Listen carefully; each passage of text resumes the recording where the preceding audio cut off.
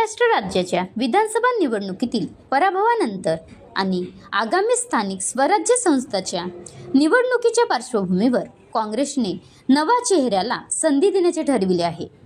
नाना पटोले यांच्या नेतृत्वात नुकत्याच पार पडलेल्या महाराष्ट्र विधानसभा निवडणुकीत काँग्रेसला मोठ्या पराभवाचा सामना करावा लागला होता। त्यानंतर नाना पटोले यांनी आपल्या काँग्रेस प्रदेशाध्यक्षपदाचा राजीनामा वरिष्ठांकडे दिला होता। परंतु आता आगामी महानगरपालिकांच्या निवडणुका लक्षात घेता महाराष्ट्रात आक्रमक नेत्याची गरज असल्याची दिसत आहे।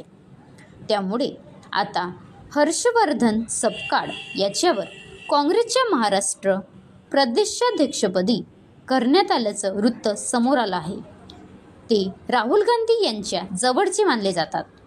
त्यातच आता ग्रामीण महाराष्ट्रातील बुलढाणा जिल्ह्यातील हर्षवर्धन सपकाळ यांचे नाव कालपासून चर्चेत आले आहे।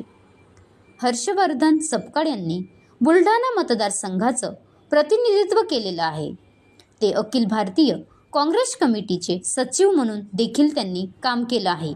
त्यांनी अनेक वर्ष राष्ट्रीय स्तरावर काम केले आहे। पक्षाचे उपाध्यक्ष असताना राहुल गांधी यांनी स्थापन केलेल्या कार्यगटाचे सुद्धा ते सदस्य होते। राजीव गांधी पंचायत राज संघटनेचे राष्ट्रीय उपाध्यक्ष म्हणून त्यांनी काम केले आहे। उत्तराखंड आणि पंजाबसह अनेक राज्याच्या निवडणुकीत त्यांनी महत्त्वाची भूमिका बजावली आहे। हर्षवर्धन सपकाळ हे काँग्रेस विधिमंडळ पातळीवर सुद्धा अभ्यासू आणि आक्रमक आमदार म्हणून परिचित आहेत।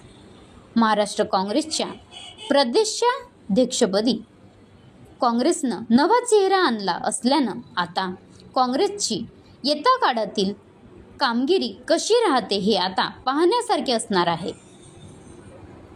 Maharashtra live news Shashikant Bhoyar. बनवा व्हिडिओ, पाठवा व्हिडिओ, आम्ही तुमच्या न्याय व हक्कासाठी लढा देऊ। ताज्या बातम्या व घडामोडींसाठी पाहत राहा फक्त महाराष्ट्र लाईव्ह न्यूज। आजच आमच्या चॅनलला सबस्क्राईब करा, शेअर करा, कमेंट करा आणि हो, बेल आयकॉन दाबायला विसरू नका। जय महाराष्ट्र।